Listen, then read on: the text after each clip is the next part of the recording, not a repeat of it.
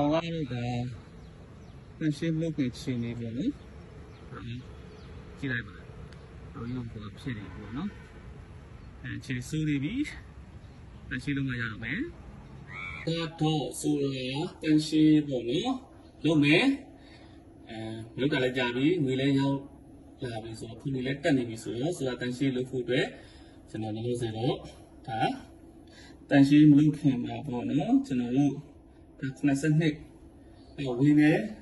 ဝင်နေ8နာရီထိုးခေါင်လေးပေါ့နော်ဟုတ်ပြီကျွန်တော်ဒီကလေးချလိုက်မယ်ပေါ့နော်ဘာလို့ဆိုတော့လူတော့မလိုဘူးဒါပေမဲ့တန်ရှင်းလုပ်မှဆိုလဲလူရမယ်ကျွန်တော်ချလာတာဖြစ်တယ်ပေါ့နော်โอเคဒါကတော့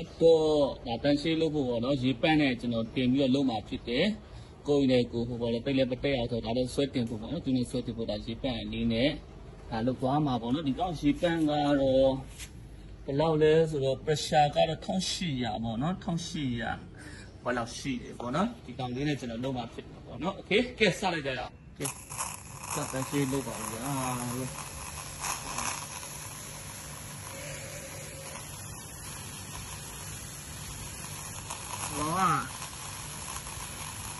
ဒီအားလည်းအရင်မများတော့လေဒီအားအတွက်အဆင်ပြေတယ်ပေါ့နော်တခါတည်းကျွန်တော်တို့ညာကြီးဘာမှမလုပ်တခါတည်းဟိုလိုဖြစ်တယ်ဟိုလည်းဟိုတွေကကြောက်သွားတယ်ပေါ့နော်ကြောက်သွားတယ်ရေကဘက်ထရီတဲ့ဟာတွေလုတ်တဲ့ဟာတွေကကျတော့ရန်စင်မပြေဘူးပေါ့နော်စင်ပြေဥသာအရင်အားထည့်ရတယ်ပဲဒီလားဒီကောင်နဲ့ကျတော့တော်တော်စင်ပြေတယ်ပေါ့နော်စင်ပြေတယ်လုံးဝဟိုတန်းထိုးလိုက်တာတဲ့ဒီငချီးပါဆိုရင်တော်တော်ဟာဆိုဘာမှအဲ့လိုကြီးလုံနေကြမလို့ဘူးပေါ့နော်ဆိုလို့ဒါလည်းတန်းပြောက်တယ်ပေါ့နော်ဒါလေးတစ်ချက်ထားလေးသာတို့ဟုတ်လေကိုလုံးဒါလည်းဘာဖြစ်လာဟောဒီကောင်လေးကဟိုများတယ်နော်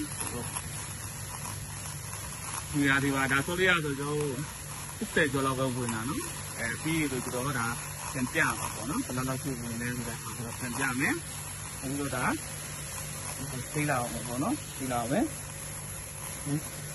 ဒီပြန်ပြမယ်နော်